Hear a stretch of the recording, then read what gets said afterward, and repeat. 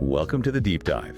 This is where we sift through the latest earnings calls, and today, we're digging into American Express's Q2 2025 results. That's right. We're here to cut through the jargon, pull out the most important numbers, and give you the strategic takeaways you actually need, hopefully without putting you to sleep. Let's jump straight into those headline numbers then. American Express reported, another very strong quarter. Revenues hit a record $17.9 billion. That's a solid 9% increase year over year. Okay. Earnings per share came in at $48. Now that's up a significant 17% when you exclude a one-time gain from last year's Certify sale. Right. That comparison adjustment is important. It is. And total card member spending also reached a new quarterly record, growing by 7%.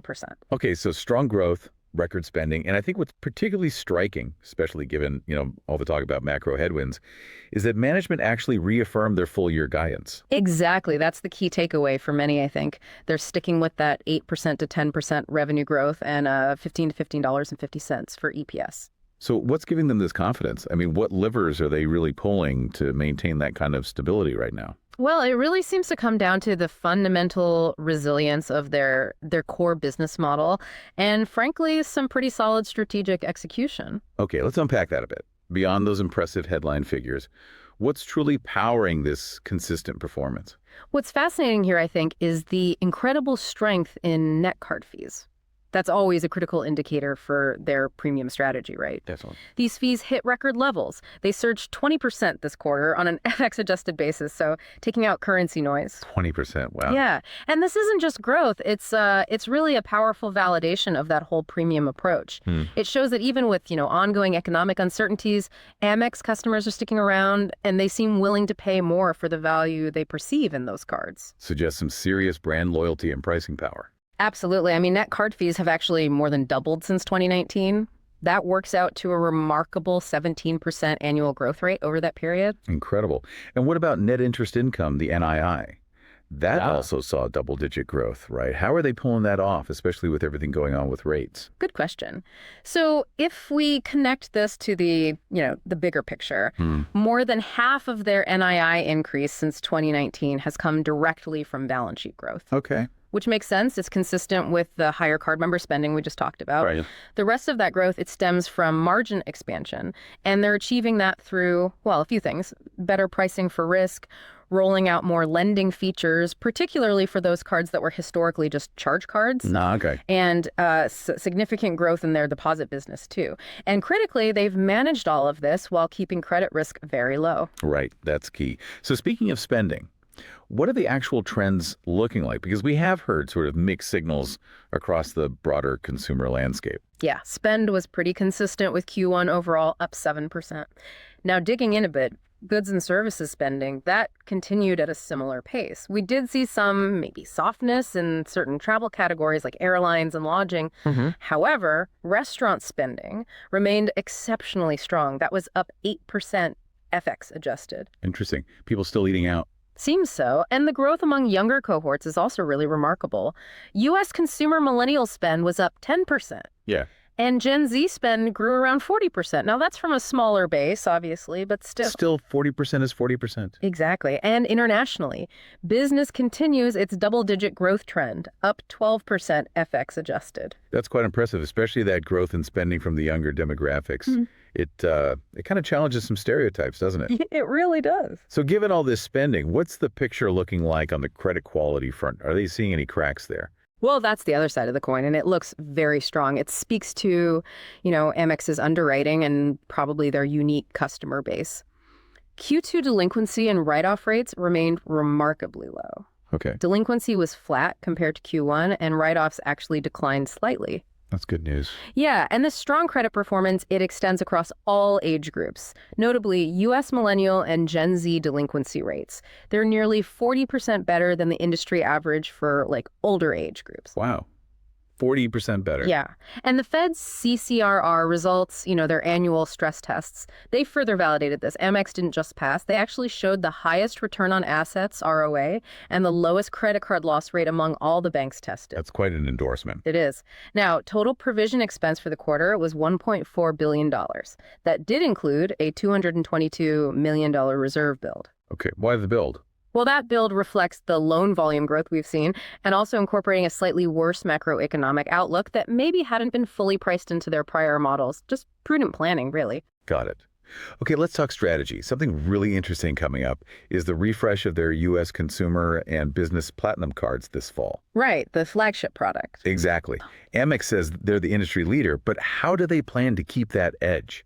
I mean, there are so many competitors aggressively chasing that premium market now. Is there a risk of diminishing returns or benefit fatigue for cardholders? That's a great question about competitive strategy. Amex, they view themselves as the leader in premium for over 40 years. They see a growing total addressable market globally. Their refresh strategy, it isn't just about tacking on new perks. It seems focused on really enriching the existing value propositions, more benefits, better offerings, partnering with, world-class brands to provide value that they argue substantially exceeds the annual fee. And they have data to back that up. Apparently so. They pointed to past refreshes like the U.S. Gold, Delta, Hilton cards. They said those drove double-digit account growth, over 30% revenue growth, and over 60% growth in card fee revenue, all while maintaining the stellar 98% spend retention rate. 98%. Okay. So yeah, they seem pretty confident in their playbook. But how do they navigate that competitive landscape? I mean, you've got Chase, Citi, Capital One. They're all very active, very aggressive in this premium space. Yeah, and this definitely raises important points about, pricing power and maybe market saturation. But management's line is pretty consistent. Competition has always been intense. Okay. They actually seem to believe this increased focus from other banks has ultimately been good for customers and the industry, pushing everyone to innovate. Interesting perspective. Their core belief is just that consumers will pay for superior value. And their ability to continuously offer, unique experiences, great service, compelling benefits, that's what differentiates them. They also made a point of saying their refresh schedule is internally driven. It's not reactionary to competitors, suggests they're playing their own long game. Right. Okay, so one common concern for investors, especially with these big refreshes, is the timing of expenses versus revenue. How does that actually play out financially in their earnings reports? Yeah, this is a really important accounting dynamic to understand for Amex. The cost of card member services, the cost of those benefits, it increases immediately when they launch a new value proposition. So for the Platinum refresh, that'll hit the P&L, the profit and loss statement, in Q4. Right away. But the associated card fee increases. Those only flow through the P&L as individual customers hit their renewal anniversary date. And even then, those fees are amortized over 12 months. So there's a lag. Exactly. It means the expenses get recognized before the full revenue benefit shows up. It creates this temporary timing mismatch, which can, potentially affect reported earnings in the short term. Okay. But management really emphasized this is a planned dynamic. It's built into their guidance, and they view it as highly value accretive over the long run. Makes sense. Let's shift gears a bit, focus internationally. What's the outlook there? What opportunities does Amex see outside the U.S.? International business continues to be just a massive growth engine for them. It's shown double-digit growth consistently since things reopened post-COVID. They're aggressively expanding merchant acceptance globally, adding millions of new places where you can actually use your Amex card. Which has historically been a challenge in some places. It has, and this is huge because premium products often carry higher pricing internationally than they do in the U.S. And given their current relatively low market share in many regions, especially among small businesses, the runway for growth there looks enormous. Right. Just replicating a fraction of their U.S. success globally would be massive. Exactly. Think about that potential. Okay, so one recurring theme, I noticed this from the analyst questions, was this idea of Amex maybe becoming a victim of its own success. The idea that its premium valuation and consistent performance might be unsustainable, especially with spending maybe not accelerating across the board and fiercer competition, as some put it. How did management respond to that? Yeah, they pushed back pretty strongly on that victim of success narrative, and also on the idea that the current competition is somehow unprecedented. Oh. They basically highlighted their track record, consistently delivering results despite similar or arguably tougher competitive environments for years. They kept underscoring their focus on customer service, treating every customer uniquely, and this continuous global product refresh strategy, not just Platinum, but across the portfolio. So it's business as usual, essentially. In their view, yes. They see competition not really as a threat, but more as a motivator that makes them better. It's baked into their long-term strategy, not some new crisis. Got it. Another question that popped up was about variable customer engagement expenses, VCE. Yeah. It seems they're growing even faster than revenue sometimes. How does management rationalize that? Is that sustainable? Right. So VCE, those are the costs tied to benefits and rewards that keep customers engaged, points, lounge access, things like that. Yep. Management clarified that the VCE ratio to revenue, it's an outcome, not an objective function. They're not targeting a specific ratio. It's essentially a reflection of their investment in customer value. Higher VCE ratios often happen on their most premium, most valuable products simply because those products come with richer benefits. Makes sense. They explained that these investments ultimately bring returns through things like marketing efficiencies.